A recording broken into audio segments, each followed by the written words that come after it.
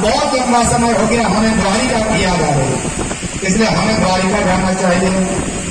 परमात्मा जाने के लिए तैयार हुए। गोविंद ने एक पैर रथ पर रखा, दूसरा पैर जमीन में था। इसी बीच उत्तरा के गर्भ के तरफ वो ब्रह्मास्त्र बढ़ा। उत्तरा ने विचार किया कि इस समय बचाने वाला हमें कोई नहीं है।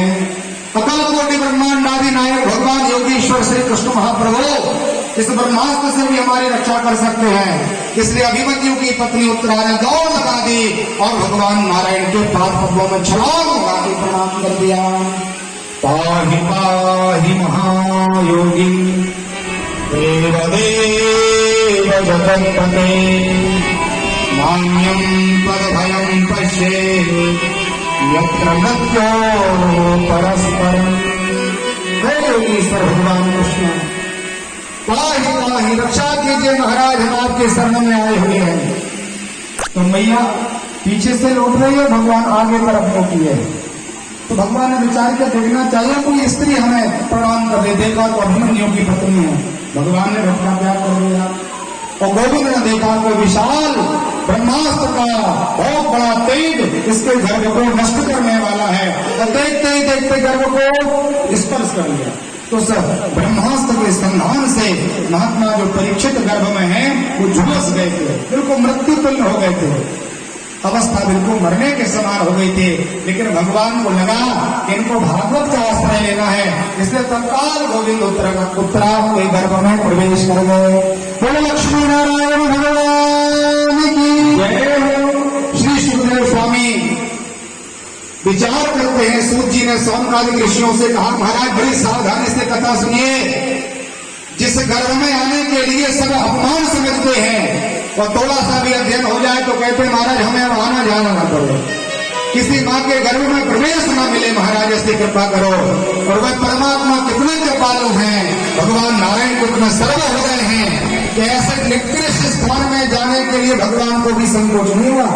परमात्मा ने एक बार विचार नहीं किया कि ऐसे गर्भ में हम प्रवेश क्यों करें, और तत्काल अपने भक्त की रक्षा के लिए भगवान गर्भ में प्रवेश कर दिए। गत हाथ चक्र गोविंद ने ऐसा अपना गदा चलाया जैसे चका चलता और अपने गर्भगत भक्त की परमात्मा ने रक्षा। एक रूप में भगवान बाहर पड़े हैं, दूसरा विग्रह भगवान का उत्तरा के गर्भ में है। तो जैसे अपन शीशा के आर पार देख लेते हैं कांच के, ऐसे ही खड़ी हुई कुंती मैया ने देख लिया कि एक रूप में तो योगीश्वर भगवान कृष्ण बाहर है और एक बार भगवान ने हमें वरदान दिया था कि मैं चिंता न करो, तेरी कुल की तेरी परंपरा की मैं रक्षा करूंगा। तो मेरी वंशवृद्धि की रक्षा करने के लिए वही परब्रह्म परमात्मा मेरी पौत्र वधू के घर में प्रवेश कर गए। तो हाथ जोड़ लिया मैया कुंती ने, तो हाथ जोड़ करके भगवान की स्थिति प्रारंभ कर दी।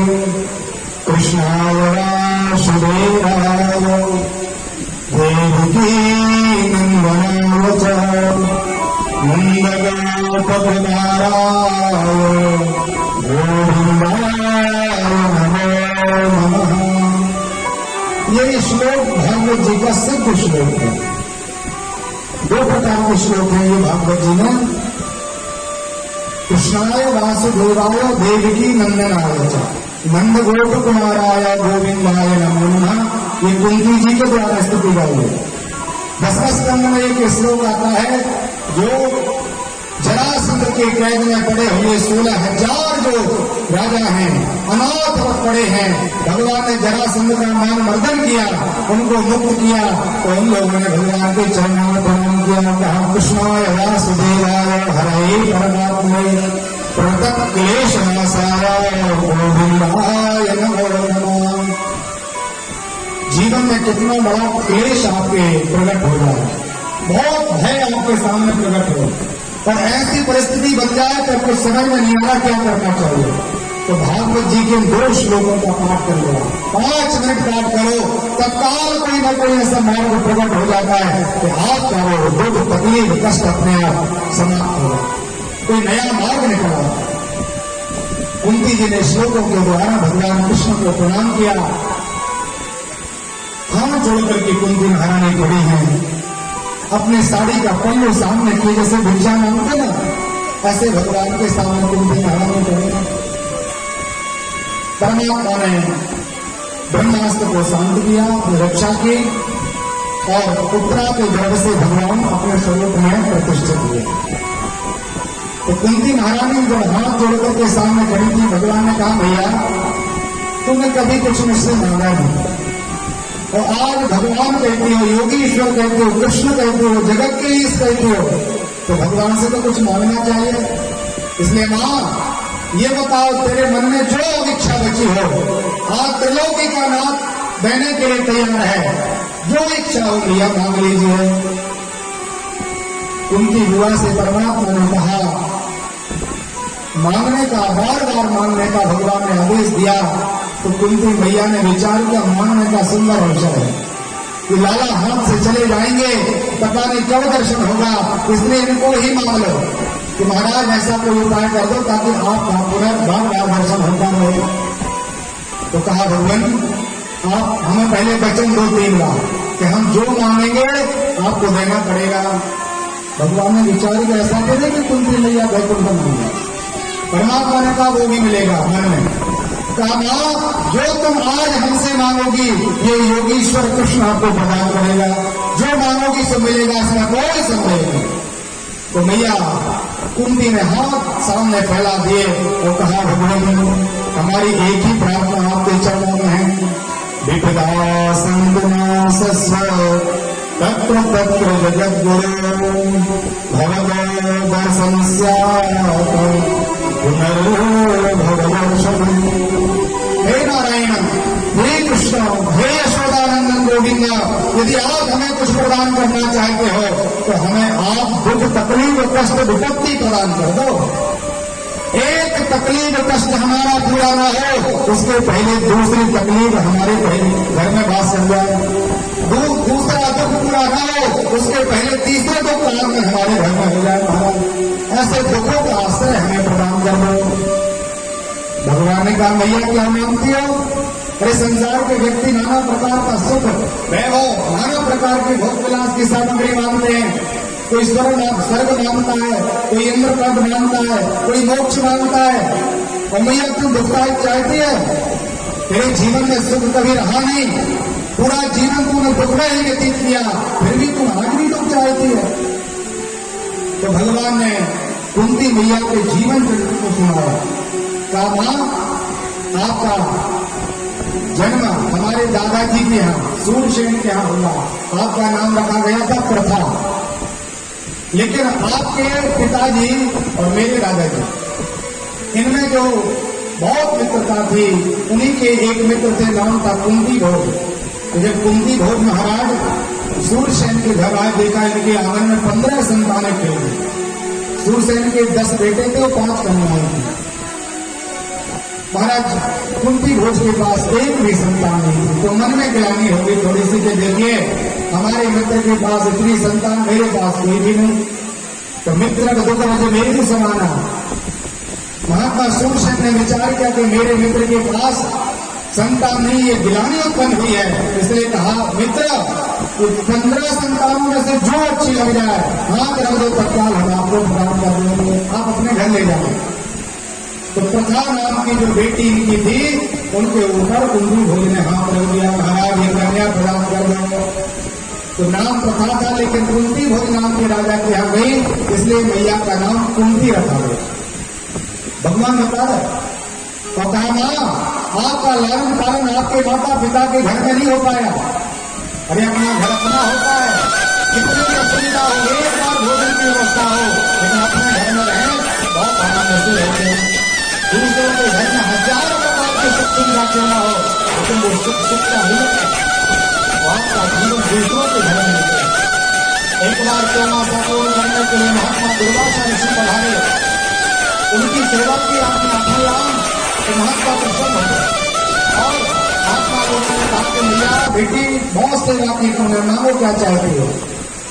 तो उस समय कुंती मैया छोटी सी थी, बहुत ज्ञान नहीं था, तो कहा देवता आते नहीं है, स्मरण किया जाता लेकिन पुकारने पर भी नहीं आते, लेकिन आप ऐसी कृपा कीजिए महाराज, ऐसा मंत्र दीजिए कि जिस देवता का मंत्र पढ़े तो सशरीर वो हमारे पास उत्पन्न हो जाए, प्रकट हो जाए। क्या ठीक है महाराज? भैया को आदेश दिया। कुंती ने एक बार उसी मंत्र की परीक्षा के लिए भुवन भास्कर भगवान सूर्य को याद किया। भगवान नारायण बता रहे, मां आपने भगवान सूर्य को पुकारा, सूर्य भगवान पधारे। सूर्य ने आकर के कहा कि हम आपके साथ भ्रमण करेंगे, आपने हमें पुकारा है। तो कुंती ने हाथ जोड़ लिए, महाराज हमने तो परीक्षा लेने के लिए आपको बुलाया था, आप चले जाइए महाराज। सूर्य भगवान ने कहा आप कोई चिंता न करें, आपका शरीर अपवित्र नहीं होगा, आप पंचकन्याओं में मानी जाओगे, आपके शरीर में कोई दोष नहीं होगा। और सूर्य की कृपा से मैया गर्भवती हुई और बिना विवाह के पहले गर्भ आ गया। तो मैया को लोक लज्जा से बचने के लिए अपनी ममता का त्याग करना पड़ा, कर्म को जल में प्रवाहित कर दिया। उस समय भी आपको परेशान हुई मां। विवाह हुआ महात्मा पांडु के साथ, चक्रवर्ती हुए महात्मा पांडु। एक बार विहार करने के लिए जंगल पहुंचे। एक किंगडम नाम के महात्मा और मैथुन धर्म में प्रसन्न होकर के विचार आया हम भी मैथुन करें। इसलिए विचार आया कि इस शरीर से करेंगे तो अच्छा नहीं लगेगा, हम ब्राह्मण हैं, संत हैं, त्यागी हैं। तो उन्होंने दो रूप बना, एक मृग का और एक मृगी का। और महात्मा किंगडम स्वयं से विहार करने लगे, शारीरिक धर्म में प्रवेश किए, मैथुन क्रिया की। इसी बीच वहां से पांडु महाराज निकल गए। तो महाराज विचार नहीं कर पाए कि ये महात्मा है कि ये पशु है, कौन है क्या नहीं। और तत्काल धनुष बाण उठाया, खेल ही खेल में महात्मा किंगडम जो पत्नी के रूप में थे उन पर बाण लग गया। तो किंगडम रूप पत्नी का वहां पर वियोग हो गया। भगवान किंगडम का अपना कार्य पूरा नहीं हुआ था, कीड़ा में प्रसन्न नहीं थे, इसलिए श्राप दे दिया। राजन पांडु तूने मेरी कीड़ा के बीच में विच्छेद किया, इसलिए मैं श्राप देता हूं, तुम किसी भी स्त्री का यदि काम भाव से स्पर्श करेगा तत्काल मृत्यु को प्राप्त हो जाएगा, मर जाएगा तुम। कुंती से भगवान ने कहा आपके पति को इस प्रकार का श्राप हो गया था और भरी जवानी में आप युवान थी। एक बार महात्मा पांडु को याद नहीं रहा और इनकी जो छोटी पत्नी थी मातृ नाम का, मातृ के कक्ष में महात्मा प्रवेश किए और काम भाव से अपनी मातृ का स्पर्श किया। तत्काल महात्मा पांडु मृत्यु को प्राप्त हो गए। आप विधवा होगी, आपको विधवत्व धारण करना पड़ेगा, कितना दुख हुआ। मातृ ने विचार किया कि मेरे शरीर कितना अपवित्रता का स्थान है कि मेरे शरीर को स्पर्श करके मेरा ही सौभाग्य नष्ट हो गया, इसलिए शरीर को रखना नहीं चाहिए। इसलिए मैया मातृ ने अपने छोटे बेटे नकुल और सहदेव दोनों कुंती को प्रदान किए कि मैया आप इनको रक्षित करिए, हम तो अपने पति के साथ पति लोग को पधारेंगे। तो सती होगी मातृ। आपने अपने बच्चों को बड़ा किया, देवताओं को बुलाया, धर्मराज अर्जुन और भीम का जन्म हुआ, 12 वर्ष का वनवास हुआ, 1 वर्ष का अज्ञातवास हुआ। आपकी कुल वधू का वस्त्र हरण करने का प्रयास किया गया, भीम को विष दिलाकर के मारने का प्रयास, लाक्षा ग्रह की अग्नि, कितने कष्ट हुए वहां। आपके नेत्रों के सामने आपके बड़े बेटे को मरता देखना पड़ा, कर्ण को मरना पड़ा। और ये सब दुख देखते देखते आज जब राजमाता बनने का अधिकार प्राप्त हुआ तो आप तकलीफ मानती हो, दुख मानती हो कि हमें कष्ट प्राप्त हो जाए, क्यों माना है आपने? तो मैया कुंती ने कहा कि महाराज कई बार ऐसा होता है कि जब भगवान की कृपा से सब सुख सुविधाएं हमारे पास हो जाएं तो हम बहुत कई बार नास्तिक हो जाते हैं, हम भगवान को फिर नहीं मानते, भगवान का भजन पूजन करने से दूर हो जाते हैं, अनेक प्रकार के मद में मदान्त हो जाते हैं। और जब हमारे पास दुख आता है, तकलीफ आती, कष्ट आता है तो हम भगवान के चरणों का ध्यान करें। संसार की आशा जब हमारी पूरी नहीं होती तो हम किन आशा भगवान के चरणों में हम निवेदन करते हैं। दुख में सुमन में सब करें, सुख में करें न कोई। इसलिए महाराज हमें विपत्ति दीजिए कि उस विपत्ति की हम 100 बार बलिहारी जाते हैं कि जिस विपत्ति में भगवान का दर्शन होता रहे, भगवान को याद करते हैं। महात्मा कबीर कहते हैं ऐसे सुख पर सिंह पड़े, ऐसे सुख पर सिंह पड़े जो हरि दर्शन से जाओ, बलहारी बाबुक के जो पल पल काम ऐसे सुख के ऊपर पत्थर पड़ जाना है जिसमें भगवान की याद जाए, भगवान को विस्मृत हो जाए, तो 1000 बार हम उस दुख को प्रणाम करना चाहते हैं जिस दुख में परमात्मा क्रिया बनी रहे। शास्त्रों में लिखा हुआ है, विज्ञप्ति नई विप्रस्तो संपत्ति मात्र संपदा विष्णु विस्मरणम विपदा संपद नारायण स्मृति।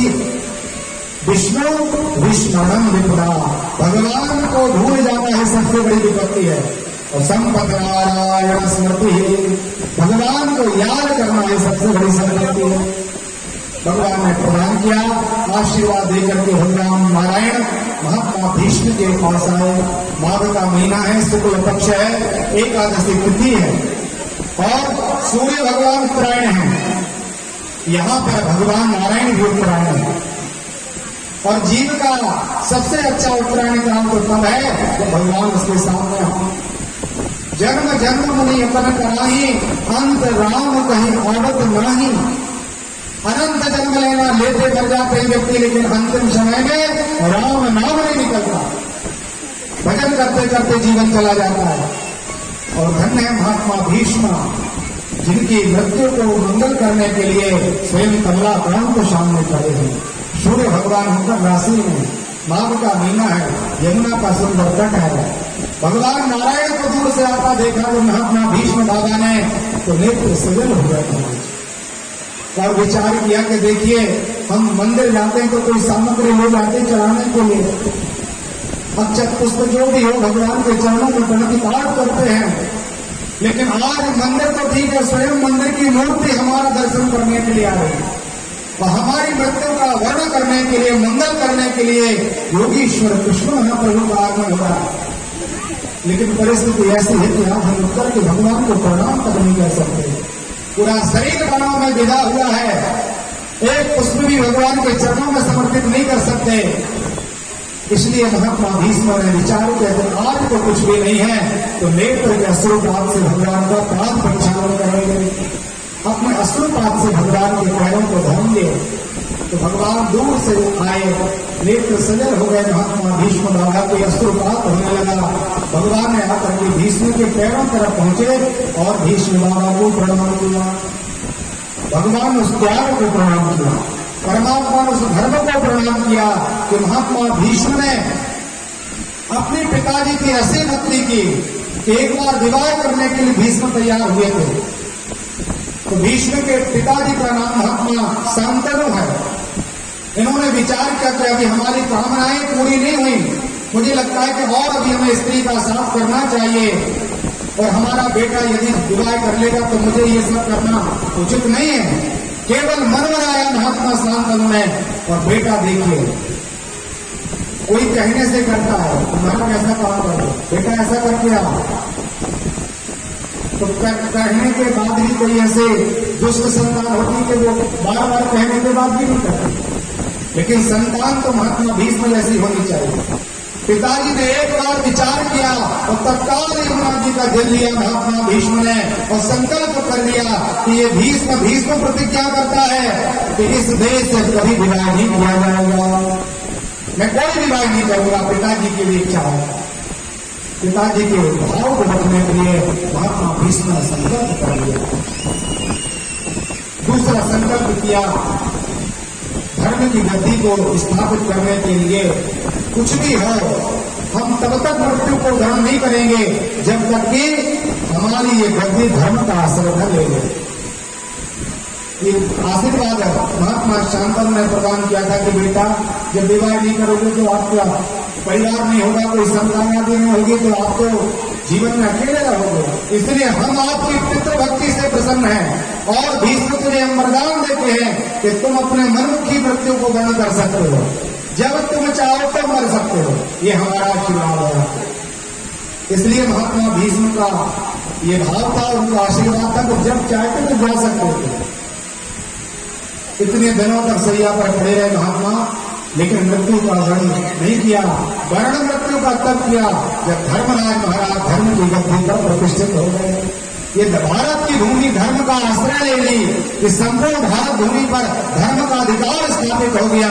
तब महात्मा भीष्म को लगा अब चलना चाहिए।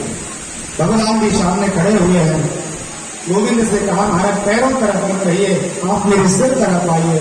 भगवान को सिर तरफ बुलाया और अपने अश्रु दांतों से भगवान के चरणों को बहार दिया। कहा लाला कोई कामना नहीं बची हमारे जीवन की, केवल मेरी सुमति नाम की कन्या का आप वर्ण कर लें और एक आशीर्वाद दीजिए।